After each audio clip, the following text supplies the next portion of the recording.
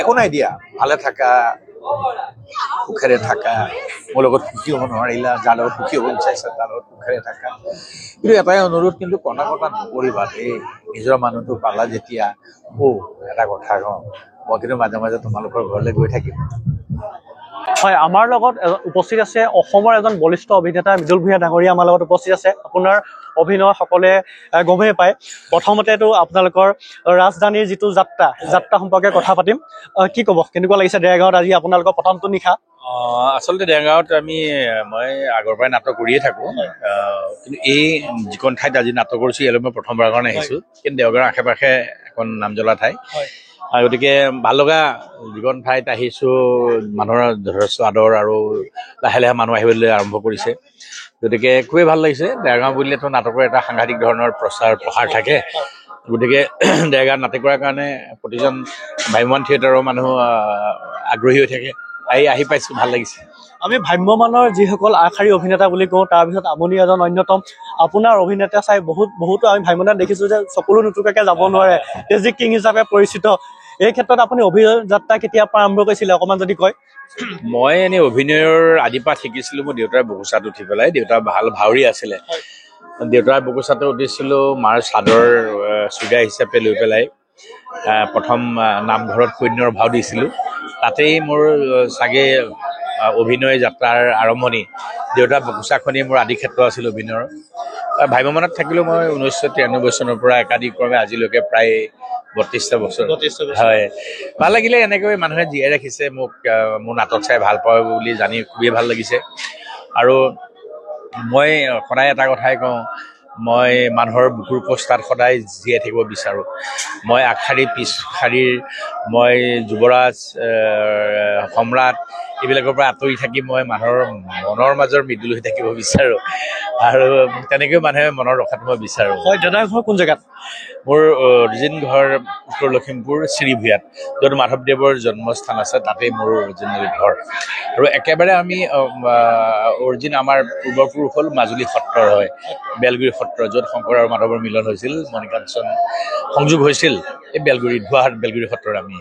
হয়, আপোনাক 30টা বছৰৰ ওপৰকাল আপোনাক ভ্ৰাম্যমাণত দেখি আছে, কিন্তু অসমৰ ৰাইজে আপোনাক চিনেমাটো বিচাৰে। আপোনাৰ পৰা চিনেমা এখন কেতিয়া চাবলৈ পাব অসমীয়া ৰাইজে? চিনেমা মই আগতে কৰিছোঁ। মই বুকুৰ মাজত জ্বলে কৰিছোঁ, বৰ্ষাহঁতৰ মাজতে সমীৰণ বৰাহী আছে কৰিছিলোঁ। আৰু শেহতীয়াকৈ মই কৰিলোঁ এখন লংকাকাণ্ড বুলি। কিন্তু মই নিজে এটা কথা খুব ভালকৈ উপলব্ধি কৰোঁ, মই চিনেমাৰ মানুহ নহয়, মই নাটকৰ মানুহ। চিনেমা যোনটো মোৰ কাৰণে কমফৰ্ট নহয়, মই ইমান অভিনয় কৰাৰ কাৰণে ইণ্টাৰেষ্টেড নহয়। মই নাটকত থাকি নাটকৰ মানুহ হৈ থাকিব বিচাৰোঁ। আৰু আজিৰ তাৰিখত ভ্ৰাম্যমাণ থিয়েটাৰেই হ'ল সকলোতকৈ বলিষ্ঠ মাধ্যম অভিনয় কৰি মানুহক একেলগে গোট খাই দেখুওৱাৰ। একেলগে আমাৰ অভিনয় চাবলৈ প্ৰায় 2,500-3,000 মানুহ আহে। গতিকে এই সুবিধাটো আমি খুব ওচৰৰ পৰা পাওঁ। গতিকে মই খুব আগ্ৰহী থিয়েটাৰক লৈ, মই খুব আগ্ৰহী ভ্ৰাম্যমাণৰ ভৱিষ্যতক লৈ, আৰু মই খুব আগ্ৰহী বিশুদ্ধ নাটকক লৈ। দেখিছোঁ যে অসমৰ ভ্ৰাম্যমাণ বুলি ক'লে অসমত এটা বঁটা আছে, কিন্তু অসমৰ নতুনকৈ ভ্ৰাম্যমাণ যিকেইটা গোষ্ঠী, বহুতকেইটা গোষ্ঠী ভাগি যোৱা দেখা গৈছে। বহুত অভিনেতা অভিনেত্ৰীৰ বিভিন্ন অভিযোগ আছে, তেওঁলোকে বিভিন্ন অভিযোগ কৰিছে। কেনেকুৱা লাগে যেতিয়া আপোনাৰ 30 বছৰকাল ভ্ৰাম্যমাণত আছে, যেতিয়া এখন ভ্ৰাম্যমাণ থিয়েটাৰ ভাগি যায়, নিশ্চয় এজন অভিনেতা হিচাপে দুখ লাগে? এখন ভ্ৰাম্যমাণ থিয়েটাৰ ভাগি যোৱা মানে 110জন মানুহৰ মূৰত একদম কুঠাৰাঘাত হয়তো। আৰু থিয়েটাৰখন খোলা আৰু থিয়েটাৰখন চলোৱা, থিয়েটাৰখন সমাপ্ত কৰা, বহুত ডিফাৰেঞ্চ এটা কথা হয়। এখন থিয়েটাৰ খুলিবলৈ বৰ ডাঙৰ কথা নহয়, পইচা হ'লে থিয়েটাৰ খুলিব পাৰি। এই থিয়েটাৰখন খোলাৰ লগে লগে এই মানুহৰ যিটো ব্যৱসায়, 120জন মানুহক লৈ ঘূৰি ফুৰিব লাগে, এইটোহে বৰ ডাঙৰ কথা। এই যাত্ৰাটো ডাঙৰ কথা। আৰু ইয়াত সকলোকৈ মেনেজমেণ্টটো ডাঙৰ কথা থিয়েটাৰৰ। গতিকে কিছুমান ভুলৰ কাৰণে থিয়েটাৰবিলাক ওলাই ভাগি থাকে। ৰাজধানীও নতুন থিয়েটাৰ, ৰাজধানীৰ দায়িত্ব মই নিজে লৈছিলোঁ এখন নতুন থিয়েটাৰ খোলাৰ, আৰু তেনেকৈ খুলিছিলোঁ। মানুহে মৰম দিছে। আজি তাৰিখলৈকে আৰু বেছি দিন নায়েই আমাৰ শেষ পৰ্যায়ত ৰাজধানী থিয়েটাৰ যি গতি আৰম্ভ কৰিছিলে 16 আগষ্ট মানত, সেই যাত্ৰা এতিয়া অবিৰত আছে। গতিকে এই যাত্ৰাটো একাধিক্ৰমে অবিৰত কৰি ৰাখিবলৈ আমাৰ প্ৰত্যেকৰে বহুত দায়িত্ব আছে।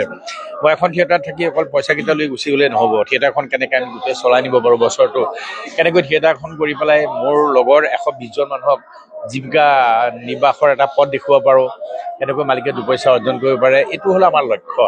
তাৰ মাজে কেতিয়াবা হিন্দেৰী হৈ যায়। তো আজি 33টা বছৰ মই অসমৰ ৰাইজৰ মৰম পায়ে আছোঁ। কোনোদিন মোক কিন্তু মানুহে এভইড কৰা নাই। হয়, আমি দেখিছোঁ আপুনি ৰাইজৰ মৰম পাইছে। আমি ভ্ৰাম্যমাণ জগতৰ আপুনি তেতিয়াৰ পৰা আছে যেতিয়া ভ্ৰাম্যমাণ অভিনেতাসকল কোনোবা স্কুল ঘৰৰ ৰুমত থাকিবলৈ আছিল, টকা মজিয়াত শুবলগীয়া হৈছিল, সেই স্মৃতিবোৰ অকণমান ৰোমন্থন কৰিব নি? ভাল লগা। হয়, মই প্ৰথম যেতিয়া আছিলোঁ তেতিয়া মই প্ৰথম আমাৰ পেণ্ডেল আহিছিলে 1993 চনত। তেতিয়া আমি স্কুলতে আছিলোঁ। আমি দৌৰি লাগে স্কুলৰ বেঞ্চ ধৰাৰ কাৰণে, দৌৰিব লাগে কাৰণ বেঞ্চ মানুহ থাকোঁ সৰহ, বেঞ্চ থাকে কম, ডেস্ক থাকে কম। ডেস্ক বেঞ্চখিনি আমি বিচনা কৰোঁ, দৌৰি বাকচ থোৱাৰ কাৰণে বেঞ্চ গোটাওঁ। বৰ ধুনীয়া, বৰ আমেজ আছিল, মাদকতা আছিলে। আজি তাৰিখত সেইটো কমি গৈছে আৰু পৰিৱৰ্তন হৈছে। সময়ৰ লগতে থিয়েটাৰৰ পৰিৱৰ্তন হৈছে, থিয়েটাৰৰ ব্যৱসায়িক দিশটোৰো যথেষ্ট পৰিৱৰ্তন হৈছে।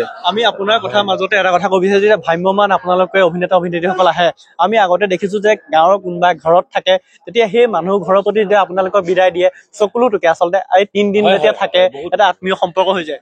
সেইটোৱে। আৰু চবতকৈ ডাঙৰ কথা, আমিতো আজি মই 33টা বছৰ মানুহৰ ঘৰতে প্ৰায় কটাইছোঁ। আমাতকেও আৱেগিক খুব বেছি হৈ যায়। আমাৰ এটা নিয়ম হৈ গ'ল, আমি 3 দিন এখন ঘৰত থাকোঁ। 3 দিনৰ ভিতৰত তেওঁলোকে আমাক শুশ্ৰূষা কৰিলেও আমাৰ কোনো কথাই, নকৰিলেও কথা নাই, আমাক এষাৰ মাত দিলে আমাৰ কাৰণে যথেষ্ট। তেওঁলোকৰ কাৰণে আমি কিন্তু যথেষ্ট আগ্ৰহ, কাৰণ কি আমাক 3 দিন ৰাখি পেলাই তেওঁলোকে যথেষ্ট আনন্দ কৰে। যোৱাৰ সময়ত তেওঁলোক যথেষ্ট মানে আৱেগিক হয় আৰু বহুত ঠাইত আমিও খুব আৱেগিক হওঁ, কাৰণ আমি ঘৰ এৰি ঘূৰি ফুৰা মানুহ। 9 মাহ নিজৰ ঘৰতকৈ বেলেগত বেছি থাকোঁ। জীৱনৰ 33টা বছৰ নিজৰ ঘৰত 2 মাহ থাকোঁ, 9 মাহ লোকৰ ঘৰতে থাকোঁ। মানে ঘৰ পৰিবাৰ একেলগে থিয়েটাৰ কেনেকে একেলগে চলাই আহিছে? সেইটোৱে তেনেকৈ চলাইছোঁ। এতিয়া মোৰ ঘৰ চলি আছে। মোৰ আপোনালোকে সকলোৱে জানে মোৰ মা ঢুকুৱা আজি মাত্ৰ কেইটামান দিন হৈছে। তাৰপিছত মই নাটক কৰি আছোঁ। আমাৰ কৰিব লাগিব, কৰ্মই ধৰ্ম, কাৰণ কামক কেতিয়াও পিছ পেলাব নোৱাৰোঁ। আপুনি আচলতে যিদিনা আপোনাৰ মাতৃ মৃত্যুবৰণ কৰিছে সেইদিনা আচলতে আপুনি নাটক কৰি আছিলে, আমি সেই ভিডিঅ'খিনি দেখিছিলোঁ। এই প্ৰশ্নটো আপোনাক সুধিম বুলি ভাবিছিলোঁ। সেই আপুনি নাটক কৰি থাকোঁতে গম পাইছিলেন যে আপোনাৰ মা মৃত্যু হৈছে? হয়, মই নাটকৰ উঠাৰ আগতে গম পাইছোঁ মা ঢুকাইছে। মই তেতিয়া কৈছোঁ ভাইটিক, বোলো মইতো এতিয়া যাব নোৱাৰিম, অন্ততঃ 3-4 ঘণ্টা মইতো এতিয়া যাব নোৱাৰিম। গতিকে তুলসী তলতে ধুনীয়াকৈ যদি বৰষুণ চৰষুণ দিয়ে ঢাকি মেলি থবি আৰু। গতিকে তেনেকুৱা এটা পৰিৱেশ লৈ নাটক কৰিছোঁ, কাৰণ নাটকটো কৰিবই লাগিব। সেইটো কেনেকে পাৰে? সেইটো সময়ত আচলতে কাৰোবাক আপুনি হহুৱাবও লাগিব, আপোনাৰ মনত যিমানেই দুখ থাকক, কিন্তু আপুনি দৰ্শকক সেইটো দেখাব নোৱাৰে। সেইটো কেনেকে পাৰে আচলতে? সেইটোৱে ক'ব নোৱাৰাকৈ সেই সময় মঞ্চত উঠাৰ লগে লগে সকলো দুখ সুখ পাহৰি চাগে ক'ব নোৱাৰাকৈ আমি একাত্ম হওঁ নাটকৰ লগত। দৰ্শকৰ প্ৰতি দায়বদ্ধতা ইয়াত মূল কাৰণ। মঞ্চখনে আপোনালোকৰ মন্দিৰ নেকি? মন্দিৰ, জীৱন, জীৱন জীৱিকা সকলো মঞ্চই।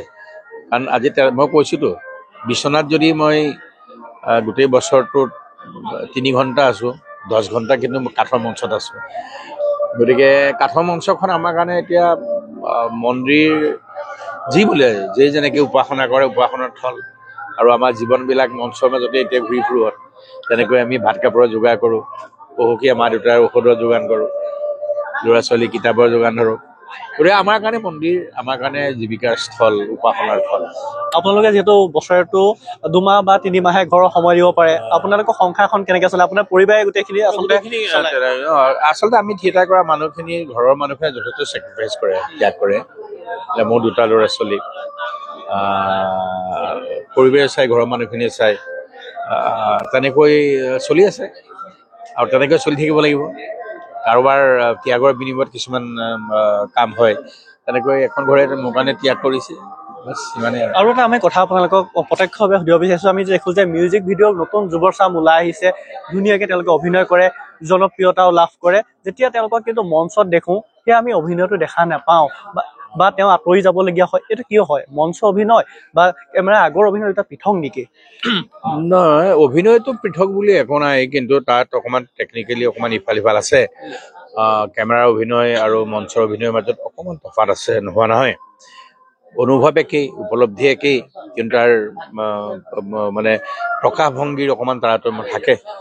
কেমেৰা আৰু মঞ্চৰ মাজত আহিছে, বহুত ল'ৰা ছোৱালী আহিছে, খুব ভাল কথা। ভ্ৰাম্যমাণ থিয়েটাৰত মানুহ লাহে লাহে কমিছে, আহিব লাগে। আৰু আহি পেলাই গুচি যোৱাও আমাৰ পৰিলক্ষিত হয়। তাৰ হয়তো কাৰণ এটাই ভাবোঁ, তেওঁলোকে খুব দৃঢ় হৈ নাহে ভ্ৰাম্যমাণত থাকিম বুলি, 2 বছৰ পিছত চাওঁ বুলি আহে, আৰু নতুবা অকণমান কিবা কিবি কৰি পেলাই 2 পইচা অৰ্জনৰ আশাটো ইয়ালৈ আহে। কাৰণ ভ্ৰাম্যমাণ এতিয়া আৰ্থিকভাৱে যথেষ্ট সবল। ভ্ৰাম্যমাণক এটা উদ্যোগ হিচাপে ক'ব পাৰিনে? উদ্যোগ বুলি ক'ব নোৱাৰি, কাৰণ উদ্যোগ হ'লে গোটেই উদ্যোগ হ'বলৈ গৈ থকা নিচিনা লাগে, মাজে মাজে নোহোৱা নিচিনা লাগে, স্থবিৰতা আহি যায়। উদ্যোগ হোৱাৰ লগে লগে ইয়াত বহুত বাধ্যবাধকতা আহিব ভ্ৰাম্যমাণৰ, যিটো ভ্ৰাম্যমাণৰ চৰিত্ৰ হয়তো অমিল হৈ যাব কেতিয়াবা কেতিয়াবা। উদ্যোগ হোৱাটোতো বহুতেই ভাল। উদ্যোগ হ'লে আমি ক'ব নোৱাৰাকৈ আমি আমাৰ পাৰিশ্ৰমিক পামেই, আমি ছুটি পাম, আমি বোনাছ পাম, কিন্তু ভ্ৰাম্যমাণৰ চৰিত্ৰটো ঠিক তেনেকুৱা নহয়। উদ্যোগ হিচাপে গঢ় দিবলৈ চৰকাৰে হাতত ল'লে ভাল হয়। আমিবিলাক পৰৱৰ্তী সময়ত আমি ভালকৈ জীয়াই থকাৰ সুবিধা পাম। আমি দেখিছো যে বহুত অভিনেতা অভিনেত্ৰী এনেকুৱা অসমৰ প্ৰেক্ষাপটত বহুত আছে, যিহেতু ভ্ৰাম্যমাণৰ পৰা গৈ তেওঁ যেতিয়া বৃদ্ধ অৱস্থাত যায়, তেওঁ চিকিৎসাৰ কাৰণেও ধন সংগ্ৰহৰ কাৰণে ছ'চিয়েল মিডিয়াত বা সাংবাদিকৰ কাষ চাপিবলগীয়া হয় বা শিল্পীৰ কাষ চাপিবলগীয়া হয়, তেতিয়া আমাৰো বুকুখন আচলতে দহি যায়। এই ক্ষেত্ৰত কি ক'ব? চৰকাৰে তেনেকুৱা শিল্পীসকলক যেতিয়া আপোনালোকে অৱসৰ ল'ব, তেনেকুৱা এটা কিবা এটা ব্যৱস্থা কৰিব লাগে, পেঞ্চনেই হওক বা তেনেকুৱা। সেইটো এটা চৰকাৰৰ বাৰু বিচাৰ্যৰ বিষয়। কিন্তু মই এটা কথাত অকণমান মোৰ ড্ৰিমত আছে দেই, যে আমি সাধাৰণ এটা সুখ লৈ আমি ৰাইজৰ ওচৰত হাত পাতিবলগীয়া হোৱা অৱস্থাটো আমাৰ কাৰণে দুখজনক। মই বিচাৰোঁ, মই যদি 33টা বছৰ নাটক কৰি আছোঁ, 33টা বছৰ নাটক কৰি যদি মোৰ কিবা অকণমান অসুখ হয়, মই যদি লগে লগে ছ'চিয়েল মিডিয়াত দি ৰাইজৰ পৰা সহায় বিচাৰিবলগীয়া হয়, আজি 33টা বছৰ মই কি কৰিলোঁ মোৰ কাৰণে? ভৱিষ্যতৰ কাৰণে আমি কি কৰিলোঁ? আমিতো একো নকৰিলোঁ। কাইলৈ আৰু তেনেকুৱা বহুত, কৰোণাৰ সময়তে মই কোনোদিন কেতিয়াও মই টোপোলাৰ কাৰণে হাত পতা নাছিলোঁ, কোনোদিন মই লাইনত থিয় হোৱা নাছিলোঁ, কোনোদিন। মই এটা সকলোকে কৈছিলোঁ যে কিবা নিজে কৰিব লাগিব, কাৰণ মই কাইলৈকে কাম কৰি আছোঁ।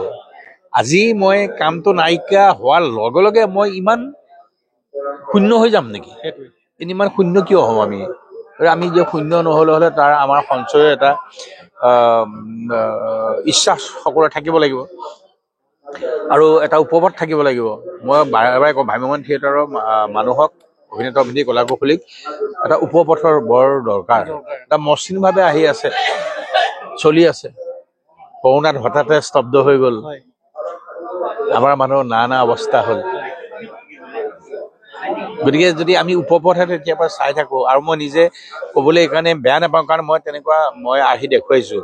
মই গুৱাহাটীত 2খন দোকান দিছোঁ লকডাউনৰ সময়তে, জোতা চেণ্ডৰ এখন দোকান দিছোঁ, বিৰিয়ানী হাউচ এখন দিছোঁ। গতিকে মই কৰিছোঁ, মই মানুহকো কওঁ, কাৰণ কাইলৈ যদি আমাৰ আকৌ আমাৰ ভগৱানে নকওক আমাৰ ইণ্ডাষ্ট্ৰিটোলৈ বা তেনেকুৱা ভয়াৱহ কিছুমান সময় আহে, যাৰ কাৰণে আমি আৰু নাটক কৰিব নোৱাৰিম, অলপ দিনৰ কাৰণে হ'লেও আমাৰ স্তব্ধ হয়, এই সময়ত আমি সেই আমাৰ যিটো কাম আমি নাটক কৰি থাকোঁতে কৰিছোঁ, সেইটো আমি জিগুৱে আহিছেকে ল'বৰ এটা সক্ষমতা আমাৰ থাকিব লাগে। মই এটা কথা কওঁ, আমি শিল্পীসকলক কিবা এটা হ'লেই কৰজোৰে ৰাইজৰ ওচৰত সহায় বিচৰাটো এটা বেলেগ বাৰু হয়। এটা অতি বৃহৎ সংখ্যক অৰ্থৰ প্ৰয়োজন হ'লে আমিবিলাকেও হয়তো কেতিয়াবা আমি হাত পাতিবলগীয়া হ'ব পাৰে, কিন্তু কিবা এটা হ'লেই আমি অন্ততঃ নিজৰ কাৰণে অকণমান সঞ্চয়ৰ অতি প্ৰয়োজন। বিশেষকৈ বেছি সময় নলওঁ, নাটক অলপ পিছতে নাটক আৰম্ভ হ'ব। শেষত মই আপোনাৰ পৰা এটা প্ৰশ্ন সুধিব বিচাৰিছোঁ, বহুত যুৱ চাম আপোনালোকক যেতিয়া দেখে থিয়েটাৰলৈ আহিব বিচাৰে, তো আপোনালোকে তেওঁক কি উপদেশ দিব, কেনেকৈ আহিব? মই থিয়েটাৰত অনা বহুত ল'ৰা এতিয়াও তেওঁলোকৰ পেটে পেটে খাই আছে থিয়েটাৰত। মই সদায় আগ্ৰহী নতুনখিনি আহিব লাগে, নতুন আহিলে খুবেই ভাল কথা, আৰু আহিলে থিয়েটাৰৰ আমাৰ সৈতে যোগাযোগ কৰিলেও হ'ল, থিয়েটাৰৰ প্ৰযোজক গোষ্ঠীৰ সৈতে যোগাযোগ কৰিলেও হ'ল। মুঠতে আমাক অভিনেতা অভিনেত্ৰীৰ প্ৰয়োজন হৈছে। আজি মই 33টা বছৰ কৰিছোঁ, কাইলৈ পৰহিলে মই কৰিব নোৱাৰিবও পাৰোঁ না। এতিয়া আমি এৰি থৈ যোৱা সেই লাখুটিডাল ধৰিবলৈ কাৰোবাক লাগিব। গতিকে মই সকলোকে কওঁ, আহক, খুব আগ্ৰহেৰে আহক, সদিচ্ছাৰে আহক। এনেকৈ কেতিয়াও নাহিব যে বছৰ চাই আহোঁ, 2 পইচা লৈ আহোঁ, যদি বেয়া পাওঁ মাজতে গুচি যাম এৰি পেলাই। গতিকে তেনেকৈ কিন্তু নাহিব থিয়েটাৰ ইণ্ডাষ্ট্ৰীৰো ক্ষতি হয় নিজৰো ক্ষতি হয় হয় আমি নাটকৰ কথা পাতিম ৰাজধানী থিয়েটাৰত 3খনকৈ সুমধুৰ নাটক আছে অসমৰ বিভিন্ন মঞ্চত মানে জনপ্ৰিয়তা অৰ্জন কৰিছে নাটকখনৰ কথা অকণমান চমুকৈ কওকচোন হয় আমি 3খন নাটক লৈ আহিছোঁ হ'ল আজি প্ৰথম দিনাখন আমি কৰোঁ ৰাজদ্বীপৰ বিশ্বনাথ জীয়ে আছে ভাল লগা এখন নাটক কালাৰফুল নাটক আৰু এখন নাটক অভিজিৎ ভট্টাচাৰ্যৰ যিখন নাটকৰ নাম হ'ল আৰু নামটো শুনিলে মানুহৰ মন মগজু অকণমান চুই যায় বিশেষকৈ মহিলাসকলৰ মনটো দুৰুৰু কপে সেই নাটকখনৰ নাম হ'ল মচি দিম তোমাৰ সেন্দুৰ আৰু এখন নাটক অভিজিতৰে তপস্যা 3খন নাটক লৈ আহিছোঁ ৰাইজে ভাল পাইছে বিশুদ্ধ নাটক দেখুৱাৰ প্ৰতিশ্ৰুতি দিছিলোঁ ৰাজধানী ওলোৱাৰ সময়ত সেই প্ৰতিশ্ৰুতি আমি ৰক্ষা কৰিছোঁ আৰু বিশুদ্ধ নাটক চাবলৈ ৰাইজৰো সমাগম বহুত হৈছে আমি দেৰগাঁৱৰ বৰপুখুৰী পাৰত আজিৰ পৰা 3খন নাট মঞ্চস্থ হ'ব কাইলৈৰ পৰা আজিতো হৈ যাব আমি কাইলৈ ভিডিঅ'টো আপলোড হ'ব কাইলৈৰ পৰা সকলোকে আহিবলৈ আপুনি নিমন্ত্ৰণ জনাব নিদিয়ে নিশ্চয় মই ইয়াৰ সমূহ ৰাইজক এটাই প্ৰাৰ্থনা জনাওঁ যে নাটক কৰা আৰু নাটক চোৱাৰ মাজত এটা সম্পৰ্ক স্থাপন কৰিবলৈ হ'লে সুবিধা এটাই যে আপোনালোকে নাটক চাবলৈ আহিব আৰু আপোনালোকে অহা আৰু আপোনালোকে দিয়া মাননি এটা পইচাত 120টা পৰিয়াল আমি জীয়াই থাকোঁ গতিকে আপোনালোকৰ যিখিনি মৰম এইখিনি অকল আমাৰ কাৰণে নহয় আবাই কমিটিৰ কাৰণে নহয় প্ৰতিজন মানুহৰ কাৰণে অকণ সহানুভূতি অকণ মৰম গতিকে আহিব আৰু 2 দিন আছে আপোনালোকে আহিব আমি ভাল নাটক দেখুৱাৰ প্ৰতিশ্ৰুতিবদ্ধ আহিব যদি ভাল নাটক পায় তেতিয়াহ'লে আমাক মৰম কৰিব যদি নাটক বেয়া পায় আমাক কৈ যাব সমালোচনা কৰি যাব যে এইখিনি এনেকুৱা কৰিব লাগে তাৰ কাৰণে আমি সদায় আমি আশাৰে বাট চাই থাকিম নেক্সট বছৰ ইয়াৰ দ্বিতীয় বৰ্ষ আপোনাক ক'ত দেখা পাব মোক দেখিব সূৰ্য থিয়েটাৰ সূৰ্যত হয় থিয়েটাৰ সূৰ্যত থাকিম মই থিয়েটাৰ সূৰ্যত আমি 3খন নাটক লৈছোঁ সেই নাটক 3খনৰ নাম হ'ল